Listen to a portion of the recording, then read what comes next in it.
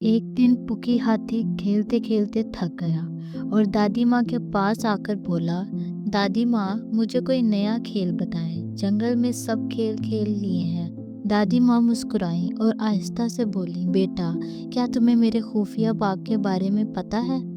पुकी ने हैरत से पूछा, खुफिया बाग, ये क्या है और कहाँ है? दादी माँ ने उसका हाथ पकड़ा और जंगल के अंदर एक पुराने दरख्त के पास ले गई।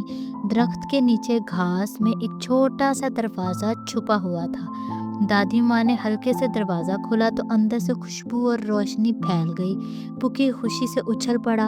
अंदर एक बाग था जिसमें रंग बिरंगे फूल, जगमगाती तितलियाँ और छोटे छोटे जादुई चश्मे थे। दरख्तों पर ऐसे फूल फल लगे थे जो दिन की रोशनी में जगमगाते और रात को नरम चिरागों की तरह चमकते।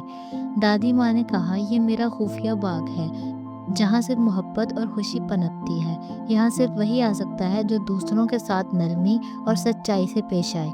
पुकी ने बाग में तितलियों के साथ खेलना शुरू किया और चश्मे के पास झूमने लगा। फिर दादी माँ के गले लगकर बोला, दादी माँ, ये सबसे खूबसूरत जगह है जो मैंने देखी है।